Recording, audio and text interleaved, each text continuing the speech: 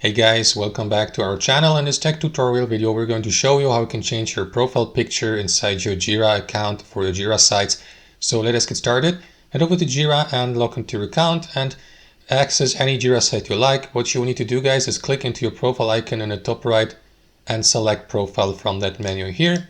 That is going to redirect you to this menu here. So what you want to do, guys, is click into people on the left panel and here click into that button here, into your profile icon, and after that click into add profile photo and locate the file, for example, on your device by drag and dropping it, or by clicking into this button, confirm by clicking into upload. So let me upload our channel logo for the sake of this tutorial.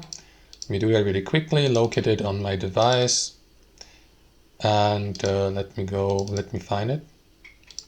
There you go. Click into upload here, wait for the changes to be saved. In some cases it may be necessary to refresh the page, but in this case it wasn't necessary. The avatar has been added successfully, guys. So that's how you change your profile picture on Jira. Let me just refresh this page and show you the effect of it. There you go. That's how it works. Hope you enjoyed this video, got some real value from it, and we'll catch you later.